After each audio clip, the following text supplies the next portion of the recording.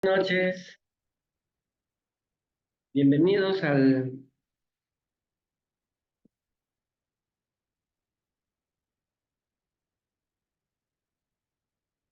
Profesor, no se le escucha. Ahora sí, ahora me escuchan. Sí, ahora sí. Ya, bienvenidos al curso y vamos a iniciar rápidamente este momento.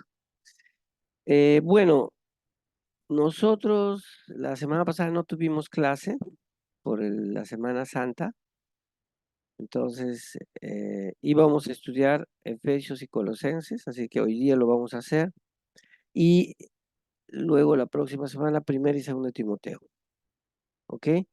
Entonces vamos a iniciar la clase y quiero enviar un documento en el chat para hacer un breve trabajo de 2 páginas, miren, que son estas dos, perdón, 3 páginas, la página 35, la página 36 y la página 37 de Efesios, que es con lo que vamos a empezar, ¿ok? Entonces, hermana, en este momento se lo estoy enviando para empezar la clase, que es lo que nos va a ayudar a, este,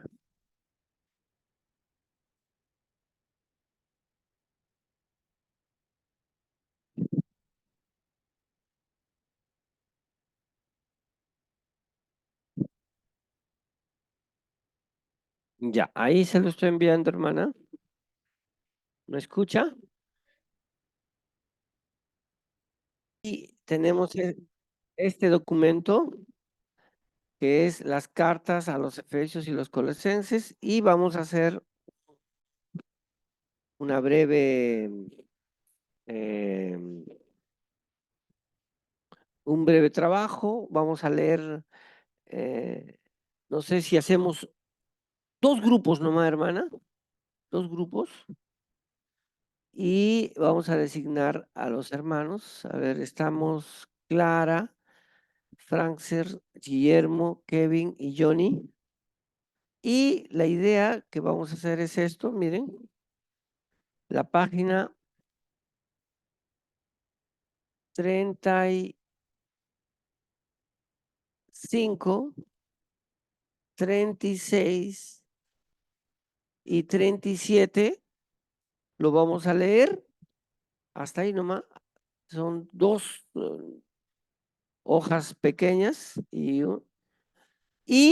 vamos a hacer luego de la lectura, que vamos a tener 15 minutos. Nos volvemos a reunir y ya le entregué el documento, la hermana les va a entregar en este momento. Gracias, hermana, por ayudarnos en el tema de los grupos. Y voy a dejar a ver si el primer grupo, las personas que estuvieron, el que leyó, ¿qué comentarios tienen de esta lectura? Adelante.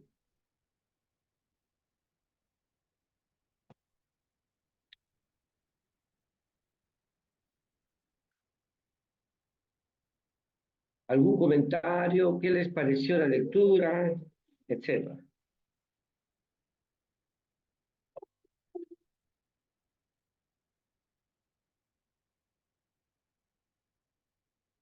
Hola, ¿qué les pareció la lectura o qué pudieron entender mejor de la lectura? Adelante. Un primer grupo. Profesor, como no todos estuvieron conectados, al final solo se llegó a formar un grupo nada más. Ah, ya, ese Sí. único grupo, no hay problema. ¿Quiénes estaban en el grupo? Ah, ya, el hermano, la hermana Clara, el hermano Kerwin, el hermano Ricardo, el hermano John, y al final entró el hermano Ángel también. Ujú. El Ah, hermano ya, Windsor sí no se ha conectado. ya. Adelante entonces, si tienen algún comentario de lectura, porque era muy pequeñita, pero muy importante, ¿no? si tienen algún comentario de la lectura.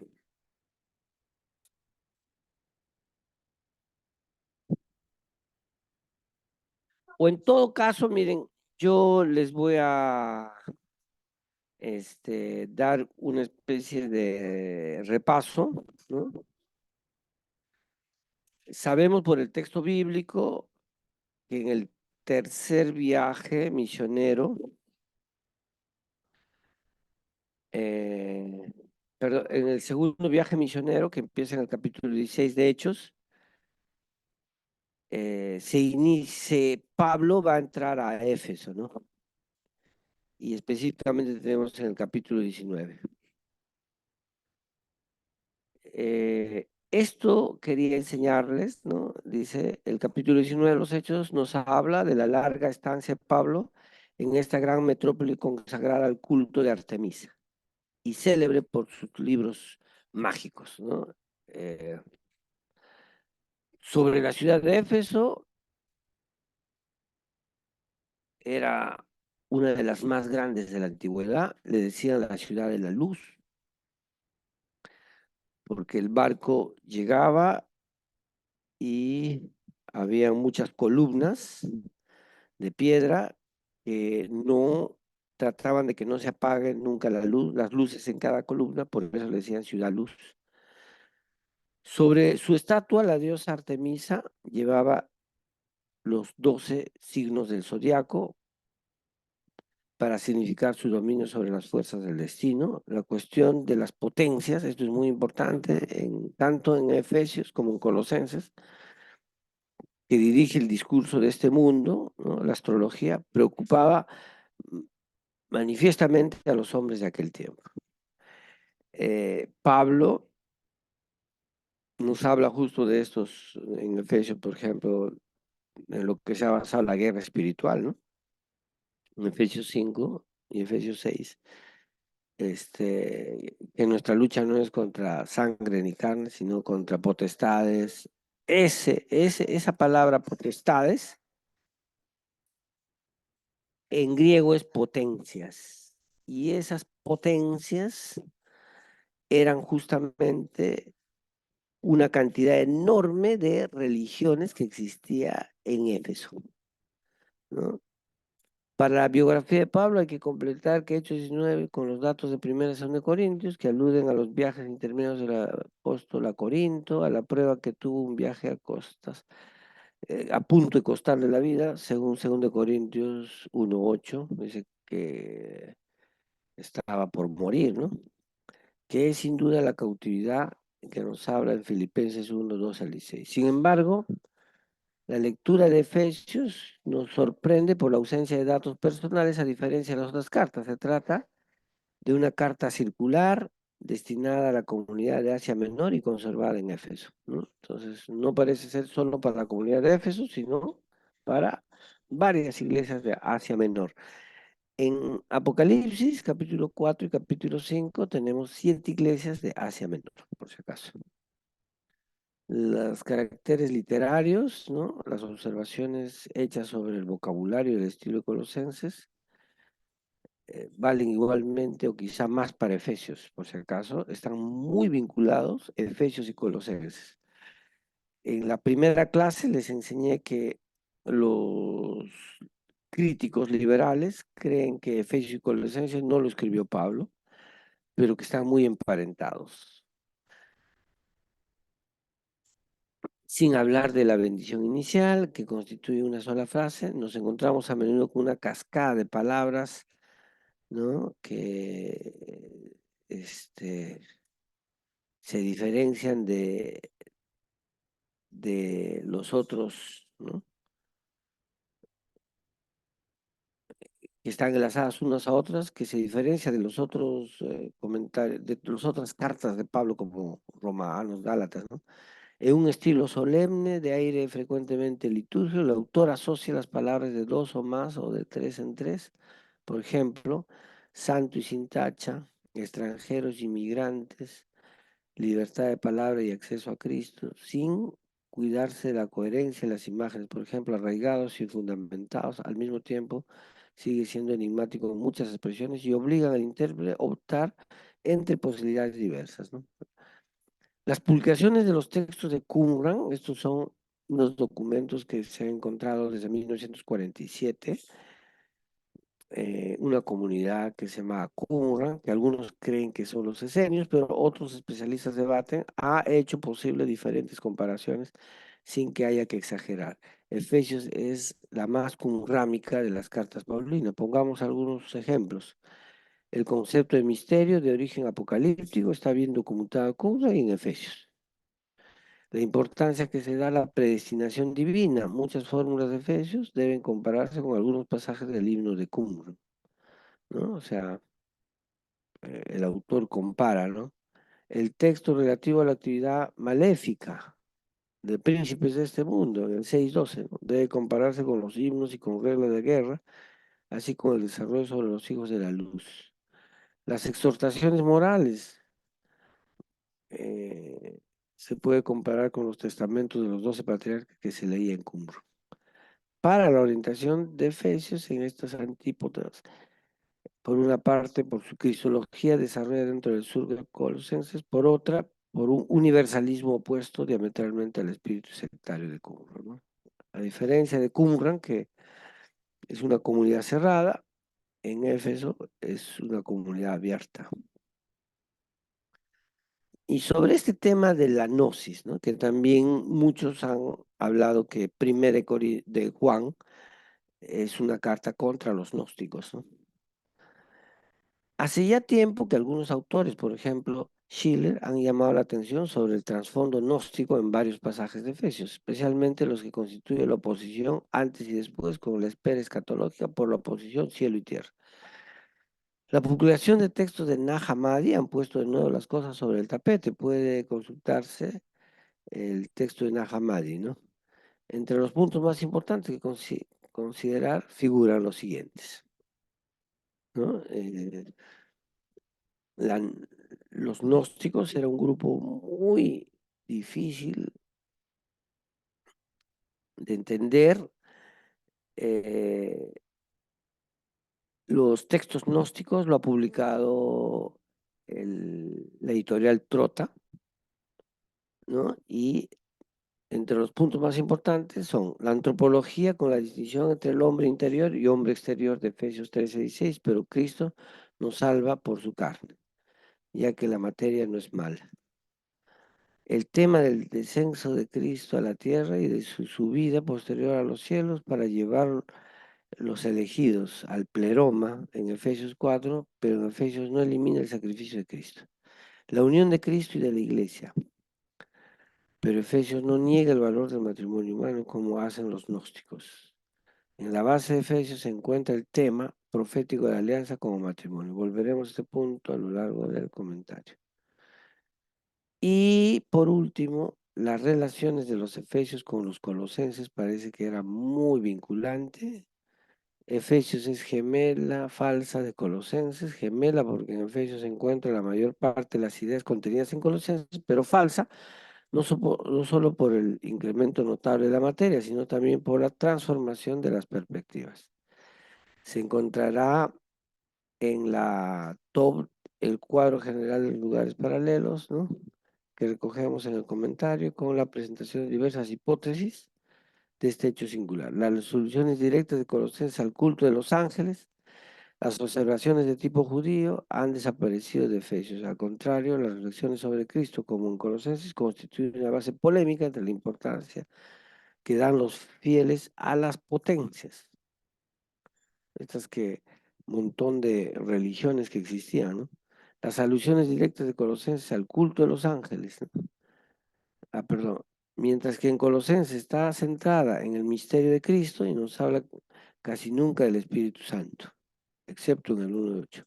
Efesios expone el misterio de Cristo y la Iglesia, pero por ello es uno de los textos principales de la eclesiología del Nuevo Testamento. Se subraya el papel del Espíritu Santo.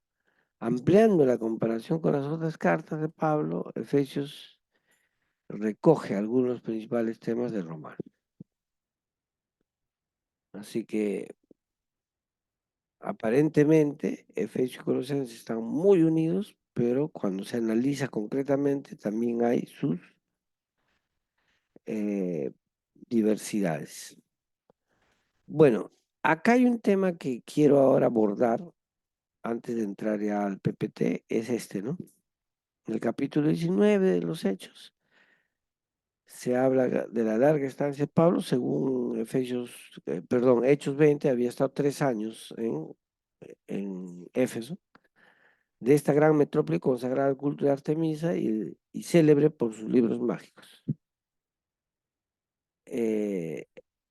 Sobre su estatua, la diosa Artemisa llevaba los 12 signos del zodiaco. Entonces, ahora quiero mostrarles un video brevemente de este tema. A ver, un momentito. Está acá. Ya está listo el video. Ahora.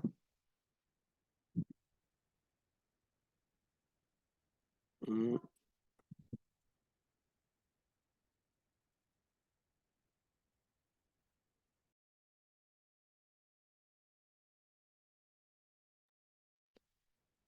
Miren, este es de una conferencia de Juan March Conferencias. No podemos verlo todo porque tiene 52 minutos, pero les quiero presentar sobre una hipótesis que se discute mucho en los estudios de Éfeso sobre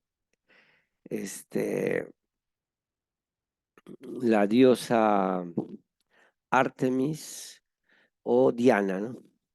Entonces vamos a presentar esto.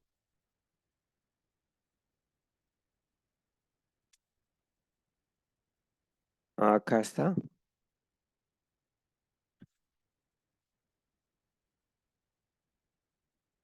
Muy bien, entonces voy a presentarles desde acá. Ahí. Era, ¿no? Y también después de Homero. ¿Me escucharon bien el audio, verdad? Para seguir. Sí, profesor. Excelente, ya. Ese culto ofrece una cantidad de imágenes que se salen de la canonicidad homérica. La más famosa es esta Artemis en el templo de Éfeso. Entonces, ella es Diana o Artemisa del templo de Éfeso. Bien, ese es su... Y muchos interpretan esto con muchos senos, ¿no? Pero miren lo que dice este historiador. Que era una de las... Ese templo era una de las maravillas del mundo. En fin, lo describen por doquier las fuentes como algo a lo que se iba para ver, para hacer turismo, digamos. Como las pirámides de Egipto, los jardines de Babilonia, pues el templo de Artemis en Éfeso, del que hoy solo queda esto. Por desgracia, es una historia curiosa la de la destrucción, pero tampoco quiero consumir mucho tiempo y bueno, pues ya hablaremos de eso, si hay lugar. Pero la imagen, esta Artemis, con independencia de que aparecen a veces animales rodeando reproducciones de esta estatua, pero tiene muy poco que ver con esa cazadora, ¿no? Esa especie de bolas que recubren el cuerpo tienen muchas interpretaciones. Una de ellas, ya en algunas fuentes antiguas, tardías, de antigüedad tardía, le llaman Diana multimamia, y en algunas reproducciones aparecen incluso con pezones. La mayoría de los comentarios bíblicos y de youtubers, cuando se refieren a Diana, ¿no? Dicen que estos son, lo que tiene acá, son no solamente 2 pechos, sino muchos pechos, ¿no? Y lo que el historiador, el profesor, está explicando es que no se tiene una sola interpretación de este dibujo, de esta diosa, de este hallazgo arqueológico, sino hay varias. O sea que otros no creen que es pecho de la fertilidad, ¿no? Entonces, sigamos escuchando lo que dice. Como si fueran pechos femeninos, pues es un símbolo de la ubérrima fertilidad. Para otros son, justo lo contrario, son testículos de toros que le habrían ofrecido los cazadores victoriosos. Para otros son huevos de abeja. Para otros, y yo creo que esta es la que más visos de posibilidad tiene, aunque es la más aburrida, es mucho más divertido lo de los testículos y todo, pero probablemente son copias romanas, digamos, en modo de escultura ya de mármol, de la estatua de época arcaica aderezada con adornos que le ponían en Éfeso, siguiendo una tradición probablemente medio oriental, ya de época hitita, en que las bolsas cargadas pues, de grano o de objetos eran símbolo de prosperidad y de fecundidad, ¿no? Y entonces, bueno, pues eso acaba llevando a una iconografía totalmente nueva de la diosa en Éfeso. Entonces, esta multiplicidad. Entonces, según este historiador, especialista en Grecia y sobre todo de Éfeso, nos está señalando que no son senos, tampoco son, algunos decían que era del ubre de vacas, otros, los del toro, sus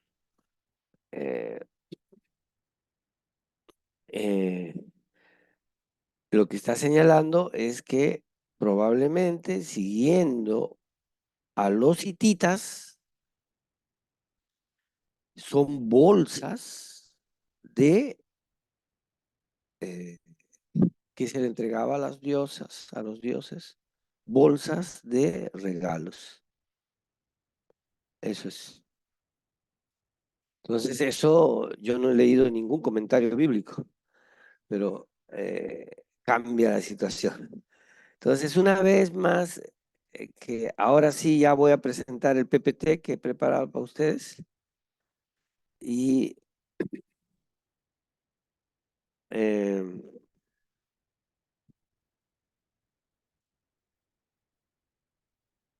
voy a presentar el PPT, a ver dónde está. Ya, acá está el PPT, Efesios y Colosenses. Pero no sé por qué no aparece para compartir cuando pongo compartir. A ver, un momentito, ¿ya?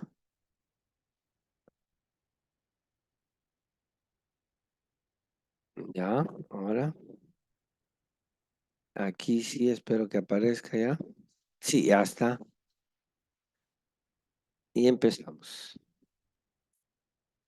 Entonces, queridos alumnos, miren, hoy día nos toca Efesios y Colosenses, dos cartas que están muy vinculadas, están en un espacio geográfico casi juntos, en Asia Menor, ¿no? Y sobre Efesios, podemos decir más que una epístola, simplemente este escrito es un tratado epistolar, quizás dirigido a los creyentes de toda Asia Menor, especialmente a los gentiles. Escuchen. A diferencia de Gálatas, que era una carta, esta es una epístola. ¿Y cuál es la diferencia? La carta se presenta en un saludo, en el caso de Pablo ya les he repetido un montón de veces, oración de acción de gracia, luego viene el contenido y la despedida. En cambio, en el caso de las epístolas, tiene otra estructura. Esencialmente es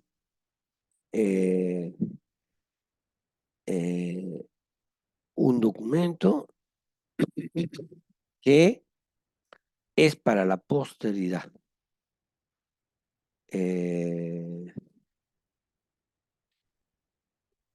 Es un documento que es para la posteridad, que va a ayudar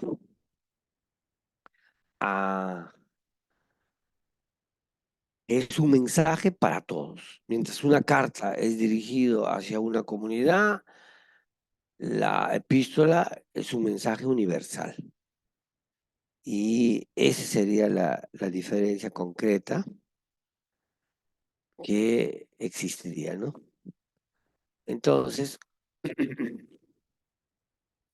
quizá dirigido a los creyentes de toda Asia Menor, no una comunidad nada más, especialmente a los gentiles, se escribió, si no juntamente, al menos muy cerca de la epístola a los Colosenses, probablemente, ¿no? Muy cerca,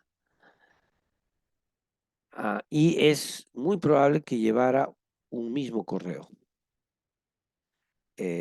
Tal vez la persona que ha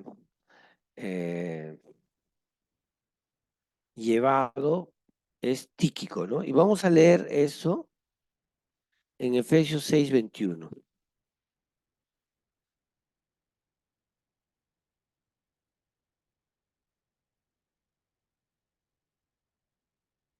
Dice así: para que también vosotros sepáis mis asuntos y lo que hago, todo os lo hará saber Tíquico, hermano amado y fiel ministro en el Señor. ¿Ves? O sea, él es el encargado. Y él también está citado en Colosenses 4:7. ¿No? En Colosenses 4:7 dice así: todo lo que a mí se refiere os hará saber Tíquico, amado hermano y fiel ministro y consiervo en el Señor. Os lo he enviado a vosotros para esto mismo, para que conozca lo que a vosotros se refiere y conforme a vuestros corazones. Y en este caso lo acompaña Onésimo, amado y fiel hermano, que es uno de vosotros. Entonces Tíquico es el que lleva la carta. A diferencia de las demás cartas paulíneas, no contiene exhortaciones de carácter personal, tanto en Colosenses y en Efesios, ni soluciones para problemas concretos, indicios de su carácter epistolar, ¿no es cierto? En cambio, en las cartas, en Gálatas, en 1 Corintios, sí, ¿no? Autor y fecha. La evidencia interna, o sea, el texto mismo de Efesios, nos presenta como autor al apóstol Pablo hacia los años 61, 62 después de Cristo. Pero los críticos no aceptan y lo ponen como deutero-paulino y con fecha muy posterior, ¿no? El marco histórico. Y para eso, antes de entrar al marco histórico, les preparé otro video que vamos a ver, ¿no? Este video es como un video parece un dibujo animado, pero está muy bien hechecito. Así que veamos el video.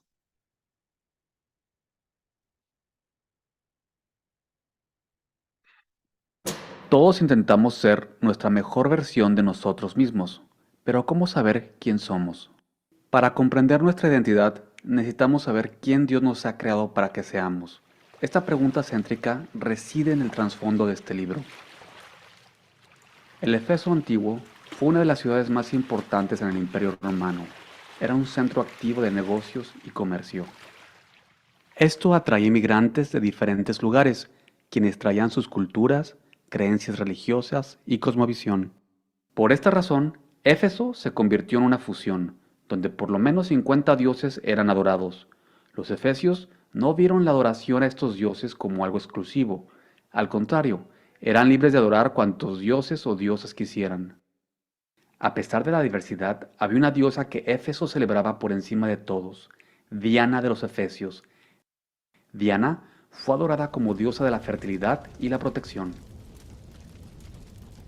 El templo que ellos construyeron para ella era grande y muy elaborado. De hecho, fue considerado una de las maravillas del mundo antiguo y miles de personas hacían peregrinaje anual. Muchos iban a Éfeso para adorarla, siendo así una fuente de economía para la ciudad. Con toda esta adoración a diferentes dioses vino una conciencia del mundo espiritual. Los efesios percibían un mundo lleno de demonios y potestades que trataban de herirlos constantemente. Para protegerse, ellos practicaban rituales supersticiosos y mágicos. Haciendo esto, esperaban que sus obras impresionaran a los dioses y que obtendrían un poder espiritual. Aún así, seguían viviendo en constante miedo, sin comprender si sus rituales y sacrificios eran suficientes. En medio de esta diversidad religiosa, existía una población judía muy grande. En lugar de adorar diferentes dioses como todos lo hacían, los judíos adoraban al único Dios invisible, apartándose de sacrificios y festivales de los diferentes dioses que adoraban alrededor de la ciudad. Por esta razón, la gente los veía como intolerantes y mucha de la población tenía enemistad hacia los judíos y tenían poco que ver con ellos. Cuando Pablo vino a Éfeso, vino con el poder del Espíritu Santo. Por 3 años, Dios usó a Pablo para romper la oscuridad y el miedo del mundo espiritual que había atrapado a tantos en este lugar. Miles de personas en Éfeso y a través de todas las provincias romanas de Asia reconocieron que solo a través de Jesús ellos podían permanecer en contra de todos los demonios y los poderes espirituales que los amenazaban. Tanto se convirtieron en seguidores de Jesús que hubo una reducción notable en los peregrinajes de visita a la diosa Diana. Cuando Pablo escribió esta carta, habían pasado 6 años desde que él dejó Éfeso. Durante ese tiempo la iglesia siguió creciendo a lo largo de toda la región entre los judíos, pero aún más entre los gentiles. Desafortunadamente, aunque se convertían en seguidores de Jesús, muchos de estos gentiles cristianos llevaban con ellos cosmovisiones enfermizas de su pasado. Ellos continuaron temiendo la oscuridad del mundo espiritual a sus alrededores. Tenían dificultades de dejar su vieja identidad, siendo personas que eran como peones insignificantes de dioses indiferentes y víctimas de espíritus malignos. Junto a esto, la hostilidad previa entre judíos y gentiles se trasladó a la iglesia. Eso les generó divisiones y orgullo entre ellos. Cada grupo afirmó ser más espiritual que el otro.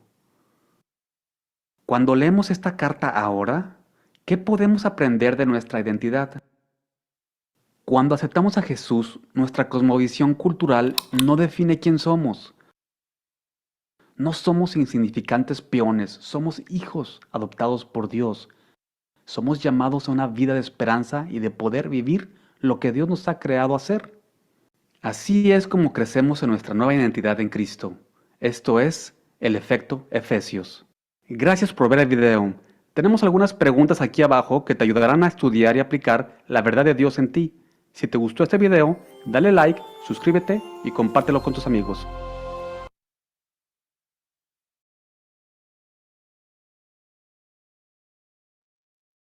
Excelente, ya hemos visto el video.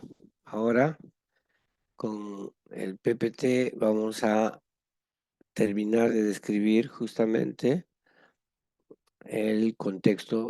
Tradicionalmente, la iglesia ha aceptado que la epístola se escribió en un inicio para la iglesia de Éfeso. De los escritores de los primeros siglos, solo Marción, Orígenes y Basileo daban cabida a otra tradición, a saber que la carta era mencionada en Colosenses 4:16, la de la Odisea, o bien que no tenía destinatarios fijos. Es cierto que las palabras en Éfeso no se hallan en los 3 manuscritos griegos más importantes, aunque en su lugar se deja un espacio en blanco, y en el contexto de Efesios 1:1 causan problemas gramaticales. Además, la evidencia interna, la falta de saludos personales, por ejemplo, pareciera negar que se escribiera una iglesia como la que Pablo convivió casi 3 años, ¿no?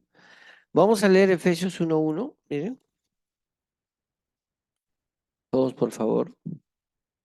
Dice: Pablo, apóstol de Jesucristo, por la voluntad de Dios, a los santos y fieles en Cristo Jesús que están en Éfeso, gracia y paz a vosotros, de parte de Dios nuestro Padre y del Señor Jesucristo.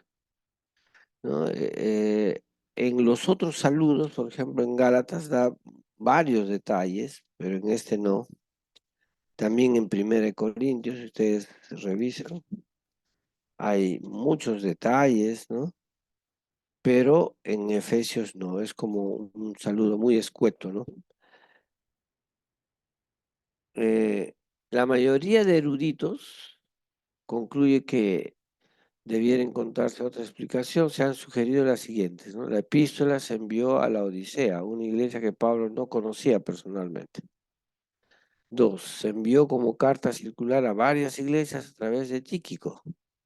Esta teoría presupone que el nombre de las iglesias destinatarias no apareciera en el manuscrito original, sino que se añadiría a cada caso cuando el epístola llegaba a ellas. 3. Tenía como propósito ser el mensaje póstumo del anciano apóstol de la Iglesia Universal. Así se explican las diferentes referencias a personas y la amplitud de la visión cósmica, ¿no? Y 4. Se envió para impedir que se extendiese la herejía combatida en las epístolas de los colosenses. Es posible sugerir que se escribió inmediatamente después de Colosenses, ¿no? O que están muy juntos, ¿no? Primero Efesios, luego Colosenses, o primero Colosenses, luego Efesios. Constituye una meditación sobre la grandeza del misterio de Cristo. Miren, vamos a leer Efesios 1:9, fíjense ese texto. Dice así, ¿no?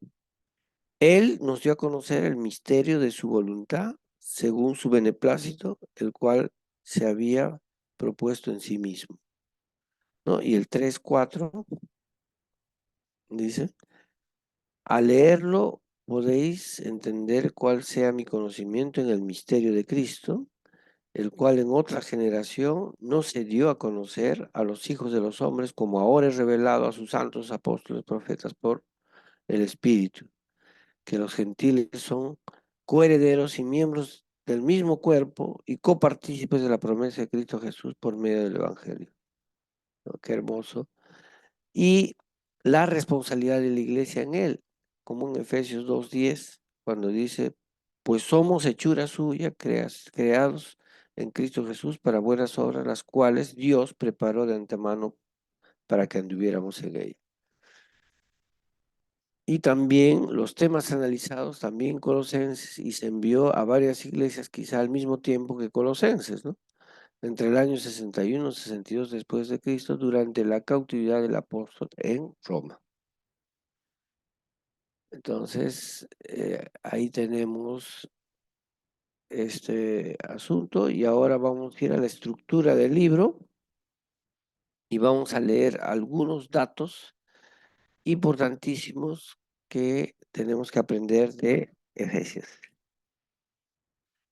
El primer dato es que el saludo del 1 al 2 es bien escueto, por eso se parece más a no a una carta, sino a una epístola. La bendición por nuestra elección en Cristo es del 1:3 al 14, o también lo que llamamos la oración de bendición, ¿no?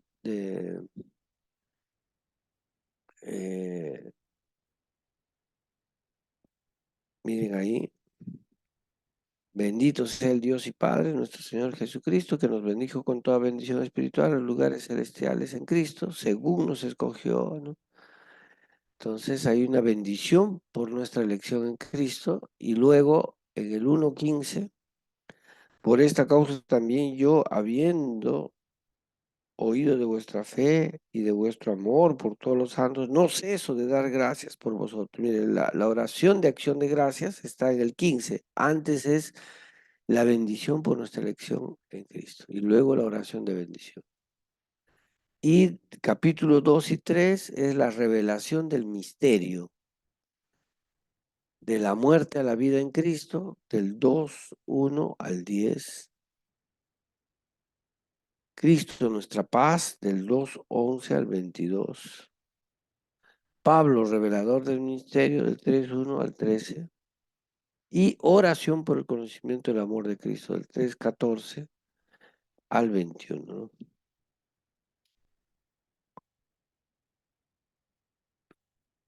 Luego, exhortaciones para la vida eclesial se encuentran en el capítulo 4 al capítulo 6. Una de las exhortaciones que Pablo hace es la unidad de la iglesia y la diversidad de ministerios, que es del 4:1 al 16. Siempre nos hemos centrado al versículo 11 y él mismo constituyó a unos apóstoles, etc. Pero el contexto se refiere que está trabajando, Pablo está exhortando para que la iglesia tenga una unidad. A pesar de la diversidad de ministerios, ¿no? Pablo, que se tenga una unidad.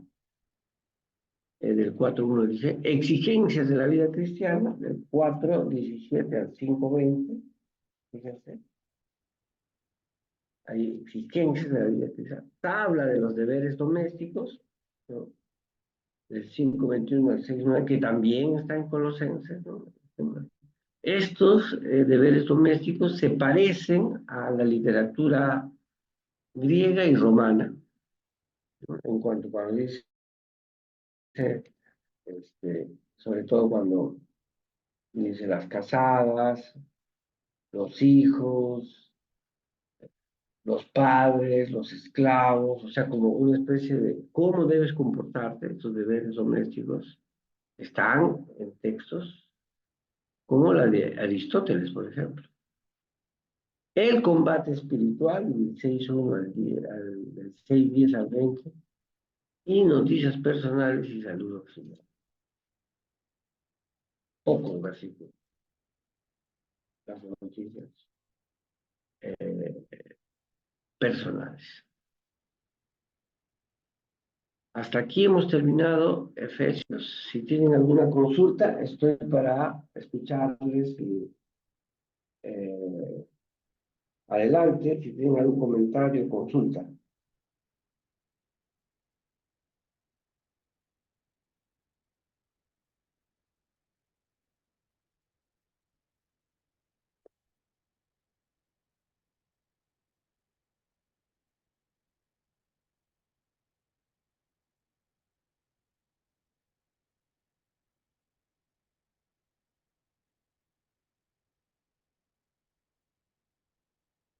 Buenas noches, pastor. Yo tengo con respecto al primer, la primera lectura que tuvimos en la página 35, 36, 37, hay una parte que nos dice que Colosenses se centra en el ministerio de Cristo, ¿no? Y también dice el documento, y no habla casi del Espíritu Santo. Mi pregunta sería, ¿a qué se debe o qué factores explicarían que casi en Colosenses no se habla casi del Espíritu Santo? En cambio, en Efesios sí, ¿no? Mucho, mucho.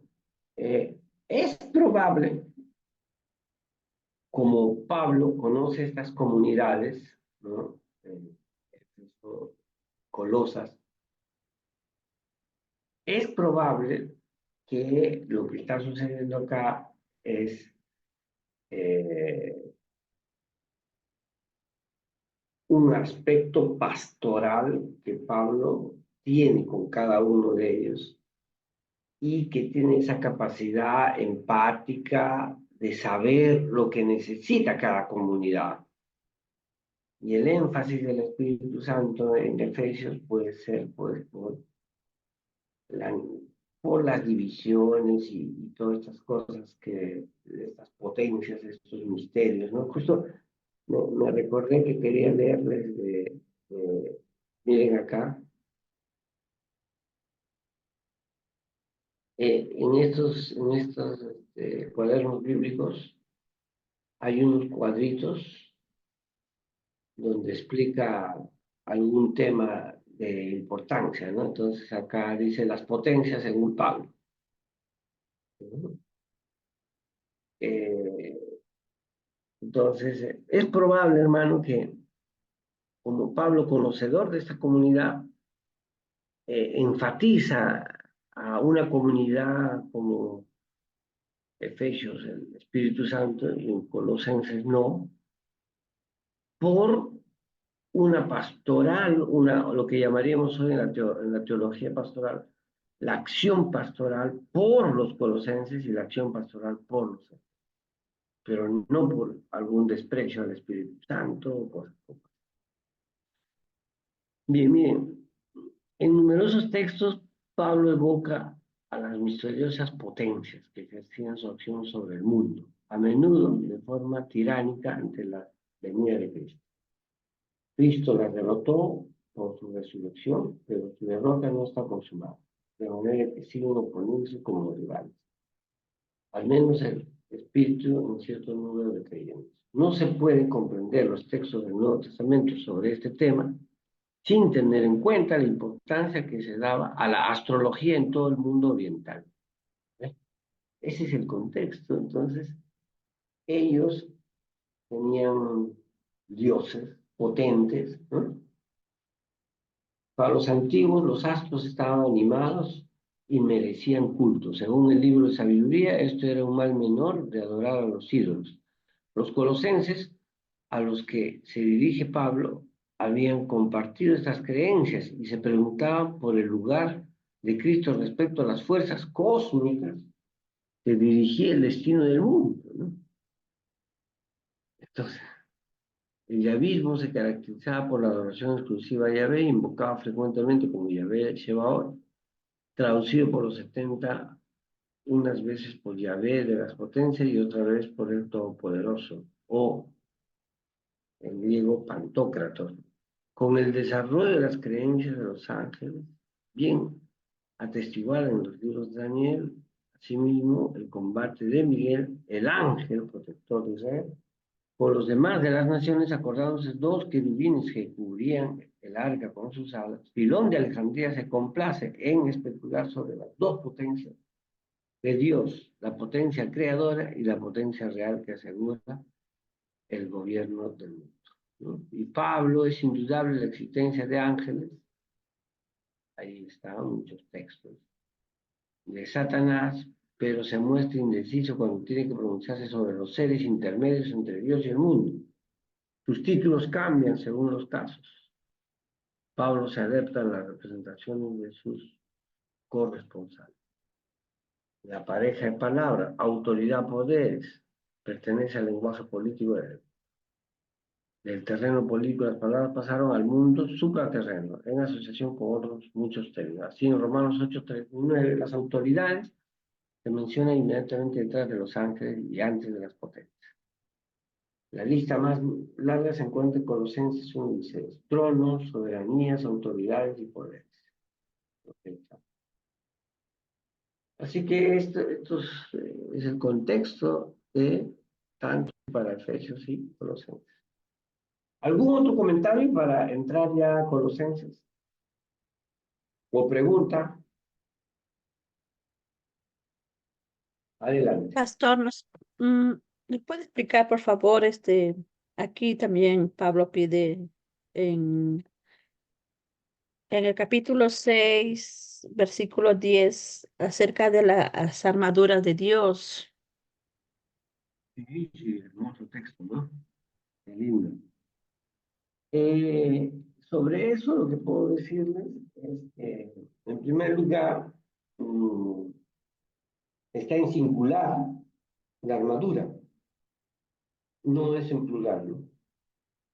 Y cuando dice vestidos de toda la armadura de Dios, eso es una exhortación, algo que debemos hacer,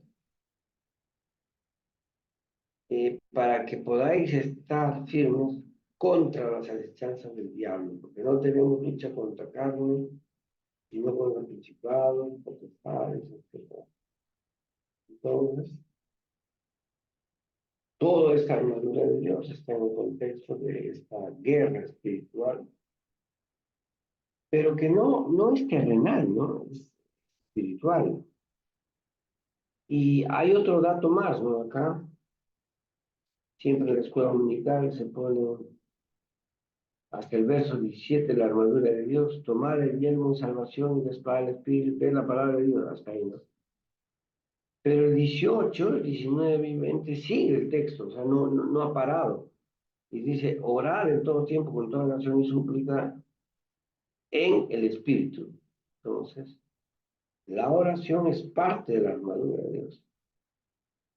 Eso es algo que también hay que tomar en cuenta. Gracias.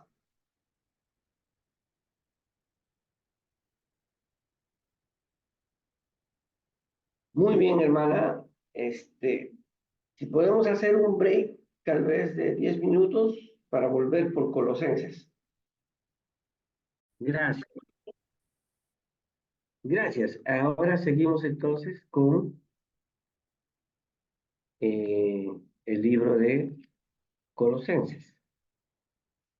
Lo que tenemos que saber, en primer lugar, es que esta carta del Corpus Paulinum, del grupo de las llamadas epístolas de cautividad, junto con Filipenses, Colosenses, Efesios y Filemón, porque dice que está escribiendo desde sus prisiones, relacionada ciertamente con el círculo de Pablo, pero que muchos autores consideran no auténtica, aunque no hay pruebas suficientes que lo demuestren, ¿no? O sea, eh, la prueba más eh, citada que ellos dicen es que Romanos, Gálatas, 1 y 2 Corintios no se parecen mucho a Efesios y Colosenses. Y literariamente eso es cierto. Pero eso no significa, ¿no?, que no haya sido escrito por Pablo. Porque, eh, por ejemplo, tenemos César Vallejo, escribe poemas, pero también él escribió obras teatrales, ¿no? Y si yo agarro las obras teatrales con los poemas de César Vallejo, puedo decir, oye, estos son dos autores, pero es el mismo autor.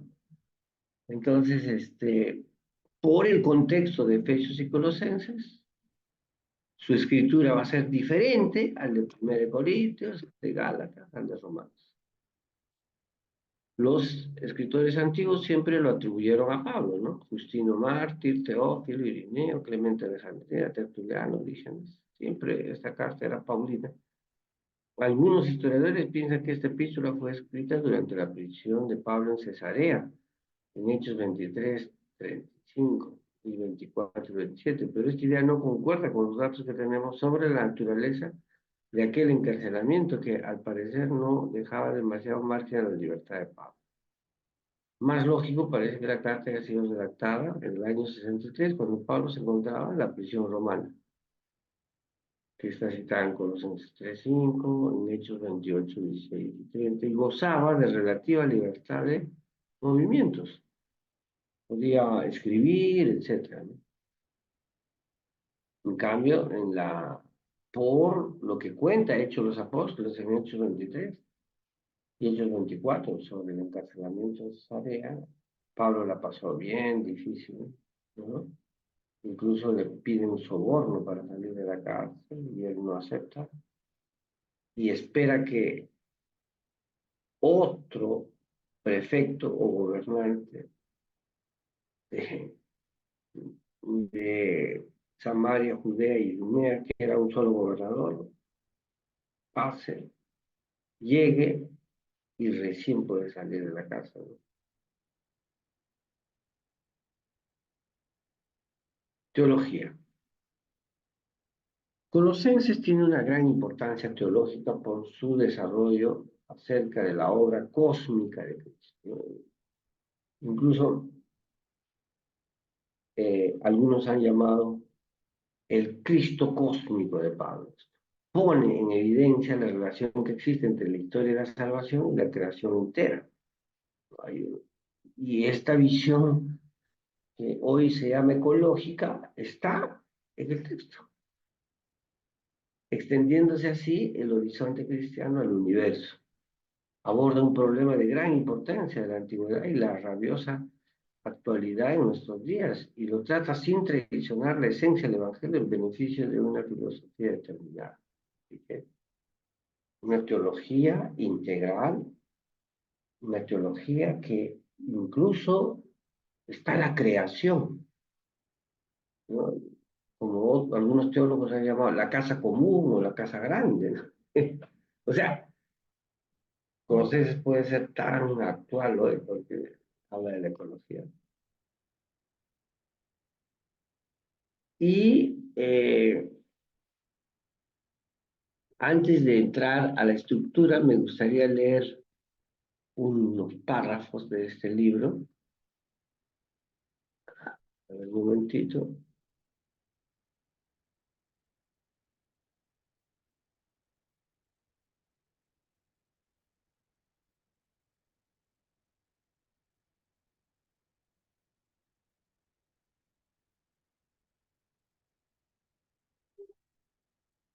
Y luego, a ver, ¿dónde está?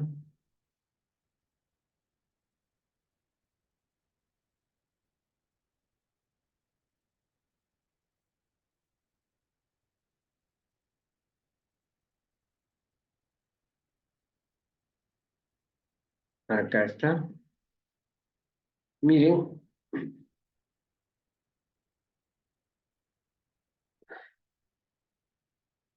miren esto. Me interesaría que leamos brevemente esto. ¿Mm? Están viendo, ¿verdad? El libro que ya les compartí y que ustedes también pueden leerlo en la página 5.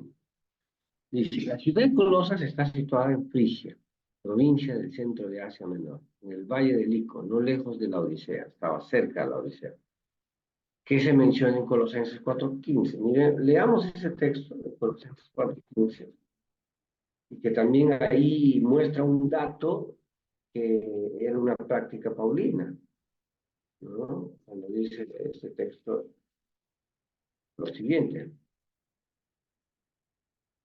En Colosenses 4:15 dice, saluda a los hermanos que están en la Odisea, a Ninfas y a la iglesia que está en su casa. Cuando esta carta haya sido leída entre vosotros, o sea, la carta de Colosenses, hacer que también se lea en la iglesia de la Odisea, y que la de la Odisea la leéis también vosotros. Y está perdida esa la Odisea, no sabemos dónde está.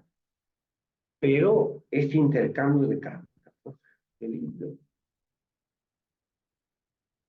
Y el de Hierápolis, ¿no? O sea, Colosenses, la Odisea y Hierápolis están juntos. La moderna Pamukkale, tan conocida de los turistas por sus fuentes termales, que ha labrado un singular paisaje de acantilados petrificados. Por Colosas pasaba la importante ruta comercial que unía Éfeso con Asia Interior. La ciudad era un centro de producción de lana negra brillante llamada colosiana. Colosas fue perdiendo poco a poco su importancia en provecho de su vecina la Odisea, fundada por Antíoco II, la rica ciudad que menciona Apocalipsis. En esta región, Antíoco II, por el 210, instaló una colonia militar judía para que vigilase a la población autóctona. Flavio Josefo nos ha conservado la carta del rey al gobernador de Frigia. He aquí algunos extractos. En efecto, estoy convencido, dice Flavio Josefo, en Antigüedades de los Judíos de Flavio Josefo, en la época de Pablo, escribió Antigüedades de los Judíos, Guerra de los Judíos, Contrapión y Autobiografía, 4 libros. En efecto, estoy convencido de que serán buenos guardianes de nuestros intereses debido a su piedad para con Dios, y sé que mis antepasados experimentaron su fidelidad y su pronto obediencia en las órdenes recibidas. Quiero, por tanto, aunque la cosa sea difícil, que se traslade con la promesa de dejar de vivir según sus propias leyes, ¿no? O sea, el judaísmo. Cuando las hayas traído a los lugares indicados, le darás a cada familia un sitio para construir una casa, un campo para labrar y plantar vino, y los dejarás durante 10 años libres de todo impuesto sobre el producto de la tierra. Y hasta que cosechen los productos de la tierra, se les distribuya trigo para el sustento de sus esclavos, que se les dé también todo lo necesario a los encargados del servicio del culto para que, reconociendo nuestra bondad, muestren mayor celo por nuestro interés. Atiende también todo lo que el ciudadano posible de este pueblo para que no les moleste a nadie, ¿no? También El autor propone ver el comentario de André Paul, El mundo judío en tiempos de Jesús, de la editorial de Cristiandad. La prosperidad de los judíos de Frigia la vemos atestiguada por Cicerón, en su alegato en favor a Flaco, aquel gobernador poco honrado que había confiscado en provecho propio el impuesto del dracma recaudado para el templo de Jerusalén. Los judíos del distrito de la Odisea habían reunido 20 libras de oro y los de Apamea 100, la cual permite calcular el número de judíos varones de la Odisea en 11.000 y el de Apamea en 55.000. Es importante quedarse con estas cifras, ya que nos explica la influencia del judaísmo en estas regiones donde se desarrolló el cristianismo a partir del 55. Durante un rápido paso por Frigia, Pablo no evangelizó personalmente Colosas ni la Odisea. Al contrario, durante su estancia de cerca de 3 años en Éfeso, Pablo convirtió a algunos habitantes de Colosas a Epafras y a Filemón, que se convirtieron en apóstoles de la comunidad natal. La comunidad naciente se reunía en casa de Filemón, a quien Pablo envió una carta impresionante para obtener el perdón de un esclavo fugitivo Onésimo. ¿De acuerdo? Epafras se sintió un poco desbordado con las cuestiones difíciles que se planteaban y marchó a ver el apóstol. Entonces, prisionero, Pablo confió en su respuesta a Tíquico y Onésimo con otra misiva para la Odisea que se ha perdido. No tenemos. Bueno, y por último, esto sería bueno leerlo, que se llama Los errores de los colosenses, lo mismo que la carta a los Gálatas, que representan numerosas afinidades. La carta a los colosenses va dirigida contra graves errores que amenazan la autenticidad de la fe, pero no se trata de disensiones internas como en Filipos, a cuyos fieles se dirige a otra carta de la cautividad, mientras que es relativamente fácil diagnosticar la doctrina de los judaizantes denunciada con virulencia por Pablo en la carta a los Gálatas. La determinación de las falsas doctrinas de Colosas siguen siendo objeto de vivas controversias. Señalamos algunos textos. No sabemos exactamente si son gnósticos, prenósticos, etc. En el 2.8 se previene contra la trampa de la filosofía, caracterizada por una simple tradición humana, en oposición a la tradición relativa a Jesucristo nuestro Señor. Hay una filosofía, no sabemos. Según el 2.8 y 20, esta filosofía se refiere a los elementos del mundo y se opone al conocimiento. Esta denuncia vigorosa da lugar a una exposición sobre el papel de Cristo, en que había corporalmente la divinidad y que es cabeza de potencia. En el 2.16 la denuncia se refiere ante todo a las ciertas prácticas relativas a los alimentos y al calendario de las fiestas. Parece muy probable que haya en esto un trastorno judaizante. Puede ser. Muy bien, hasta aquí quería señalar, ¿no?, un poco de contexto, y ahora vamos a escuchar brevemente el contexto histórico. Ya sea que usemos lentes o no, todos tenemos diferentes lentes que afectan nuestra perspectiva del mundo que nos rodea, nuestra cultura, familias y experiencias personales. Todas funcionan como lentes que dan color a nuestro entendimiento del mal y el bien. ¿Cómo podemos saber si nuestros lentes distorsionan la forma en que vemos al mundo o lacran nuestra perspectiva del mundo y lo que entendemos como verdad? Como veremos en Colosenses, debemos identificar cuidadosamente estos lentes en nuestras propias vidas, ya que pueden distorsionar nuestra visión de nosotros mismos, Dios y cómo vivir una vida fructífera. Colosas fue una ciudad pequeña en Asia Menor. Como otros pueblos en la región, tenía mucha diversidad. Por cientos de años griegos del oeste y judíos del este convergieron en este lugar. Los colosenses amaban entretenerse con las filosofías de los lugares lejanos que explicaban el mundo espiritual y místico. Ellos mezclaban elementos de las diferentes creencias religiosas. El resultado de esta mezcla fue una cosmovisión llamada dualismo.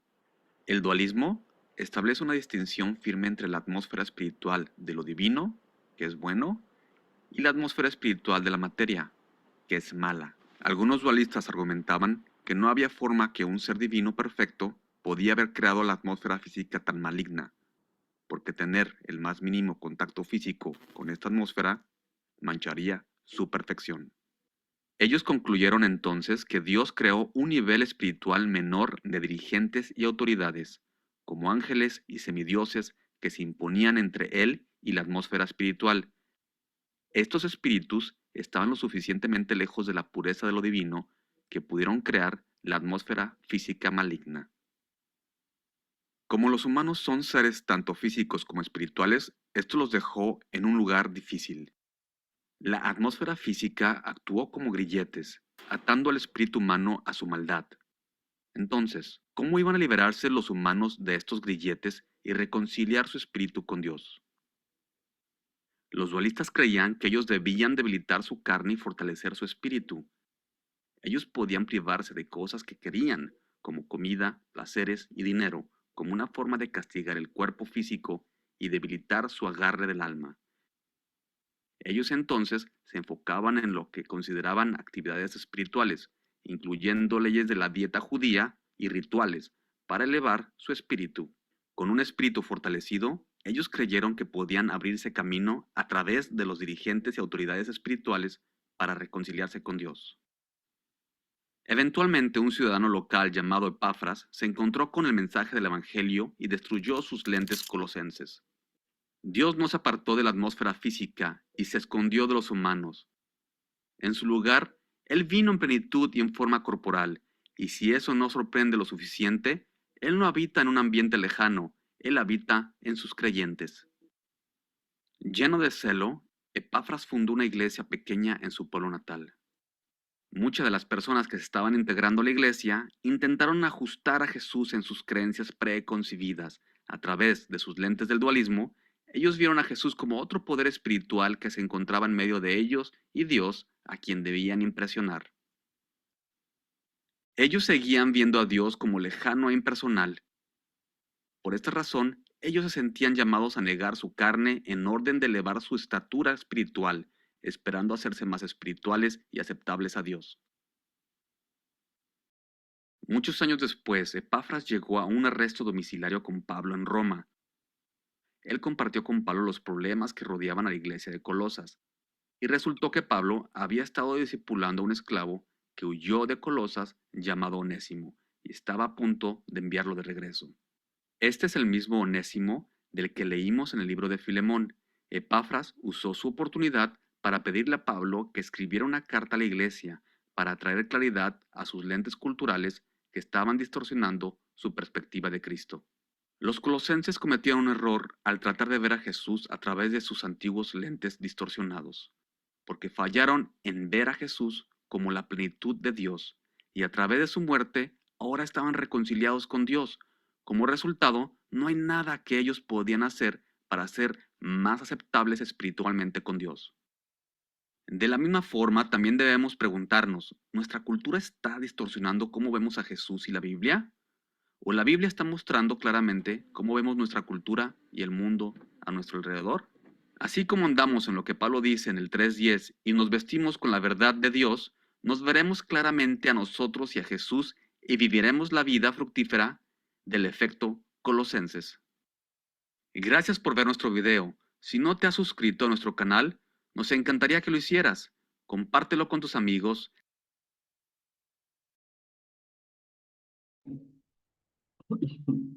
Bien, ahora vamos a ver nuestro texto, nuestro PPT, para meternos ya por último a la estructura de Colosenses y abran sus Biblias.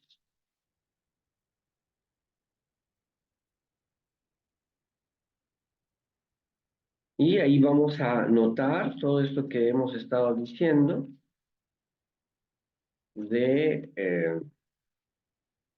bueno, está lo primero el saludo del capítulo 1 al verso 1 al 2, que también es un saludo escueto como el caso de Éfeso.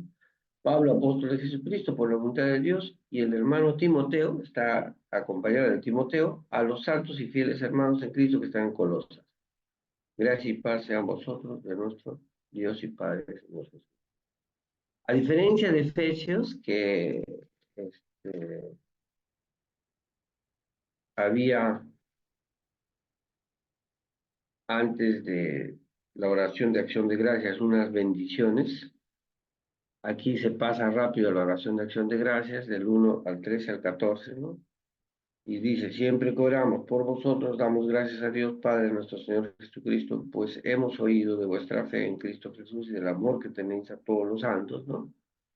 Y un hermoso oración de acción de gracias por los colosenses. Y luego viene el himno a Cristo del 1:15 al 20, que es uno de los himnos cristológicos más reconocidos en el Nuevo Testamento. Cuando dice Cristo es la imagen del Dios invisible, el primogénito de toda creación, porque en Él fueron creadas todas las cosas, las que hay en los cielos y las que hay en la tierra, visibles e invisibles, sean tronos, sean dominios, sean principados, sean potestades, todo fue creado por medio de Él y para Él, ¿no? Y eso está hasta el 20, en el nuevo texto. Y luego viene una exhortación que se llama permaneced firmes en la fe, del 1:21 al 23, ¿no? También a vosotros, que eres en otro tiempo extraños enemigos por vuestros pensamientos y por vuestras malas obras, ahora ha reconciliado en su cuerpo de carne por medio de la muerte, para presentarnos santos y sin mancha. Pero es necesario que permanezcáis fundados y firmes en la fe, sin movernos de la esperanza del evangelio que habéis oído, del cual, ¿no? Entonces acá, permanecer firmes en la fe es la exhortación. Y en el 1:24 al 2, verso 5, es el combate del apóstol. Ahora me gozo en lo que padezco por vosotros y cumplo en mi carne lo que a las aflicciones de Cristo por su cuerpo que es iglesia. De ella fui hecho ministro según la administración de Dios. Y nos habla pues de este combate que tiene el apóstol Pablo por servir a Jesús. Y luego viene otra exhortación en el 2:6 al 15. Por tanto, de la manera que habéis recibido al Señor Jesucristo, andar en Él, arraigados y sobreedificados, ¿no? Qué hermoso texto. Vivir la fidelidad en Cristo, caudillo de las potencias, ¿no? Y ahí viene ese tema de las potencias, ¿no? Cuando dice, más que nadie os engañe por medio de filosofías y huecas y sutilezas basadas en las tradiciones de los hombres conforme a los elementos del mundo y no según a Cristo, ¿no? Y dice, ¿no? Porque en Él habita corporalmente toda la plenitud de la divinidad y todos estáis completos en Él, que es la cabeza de todo principado y potestad, ¿no? Entonces, las potencias no son de los dioses, sino es de Cristo es toda potestad. En Él también fuisteis circuncidados con circuncisión no hecha por manos de hombres, sino por la circuncisión de Cristo, en la cual sois despojados de vuestra naturaleza pecaminosa. Con Él fuisteis sepultados y en Él también fuisteis recibidos, ¿no? Y a vosotros, estando muertos de pecados y en la incircuncisión de la carne, os dio vida juntamente con Él, perdonando todos los pecados. Él anuló el acta del decreto que había contra nosotros, que nos era contada, y la quitó de en medio que nos era contraria, clavándola en la cruz, y despojó a los principados y a las autoridades, y los exhibió públicamente triunfando sobre ellos. Esto es, ¿no? Vivir en fidelidad. Y en el 2:16, advertencia contra prácticas supersticiosas, hasta el 23,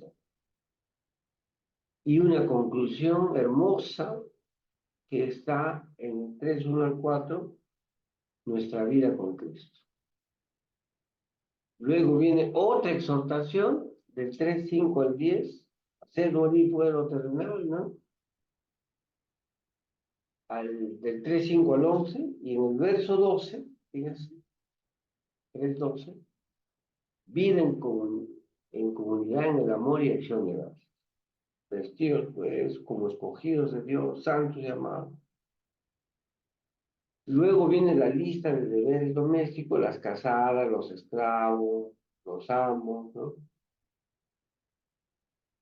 Y una conclusión, preocupaciones misioneras y mensajes personales. Esta es una de las más grandes conclusiones de todas las cartas paulinas. Pero termina hermosamente. Bueno, aquí hemos terminado. Si tienen preguntas o comentarios, estoy para apoyarles. Le voy a mandar ahorita, en este momento el PPT, hermana. ¿Ok? Profesor, una consulta. Sí, adelante. ¿Por qué la ciudad, además de la diosa Diana, ¿no? ¿Por qué Sí. Éfeso era tan importante? Si, bueno, claro, era una ciudad comercial, ¿no? Pero aún más comercial era Corinto, ¿no? Entonces, ¿por qué Éfeso tenía tanta trascendencia en la cultura griega? Porque si ustedes buscan un mapa, Asia Menor es una región muy próspera, una región muy grande y una región que tiene pues como la diosa primera a diosa Diana, y como ya les dije, no era la única diosa, pero era la más reconocida, y al parecer eso de que la diosa de la fertilidad, de pechos, ubres, no es verdad, parece que son más bien, como este historiador nos señaló, pero la diosa Diana de algún modo había logrado imponerse, y eso es lo que dice Efesios 19, que era la diosa de todo Asia Menor. Y leamos Hechos 19, cuando viene el alboroto en el verso 23, 19, 23, se empieza el alboroto de Éfeso, ¿no? En el 26 dice, ¿no? Pero veis y oís que este Pablo, no solamente en Éfeso, sino en toda Asia, y Éfeso era la ciudad más importante de Asia, la más grande. Ha apartado a mucha gente con persuasión, diciendo que no son dioses los que se hacen con las manos. Y no solamente hay peligro de nuestro negocio venga a desacreditarse, sino también del templo, escuchen, de la gran diosa Diana, que sea estimado en nada y comience a ser destruida la majestad de aquella a quienes venera toda Asia y el mundo entero. Según la arqueología bíblica y los datos que tenemos, la diosa Diana tenía un templo que era una de las 7 maravillas en Éfeso. Sí, entonces, ¿por qué sucedió eso? No sabemos por qué, pero lo que sabemos por los documentos del siglo I era que era muy venerada, eh, se había impuesto en toda Asia Menor. Gracias. Profesor, ¿y cómo es que entonces, siendo que Éfeso era esta Diana era tan idolatrada, ¿no? Porque esa es la palabra correcta, idolatría, ¿no? Era tan idolatrada, ¿cómo es que la iglesia de Éfeso tiene, Pablo dice, bueno, en Apocalipsis dice que tiene su primer amor, ¿no? O sea, que es una iglesia llena de amor por Dios, por las cosas del Señor. Y sin embargo, Corinto lo tildan como una iglesia carnal, ¿no? Porque aunque tenían todos los dones, ¿no? Vivían en un desorden, ¿no? Eso es una pregunta muy importante para estudiar los escritos paulinos.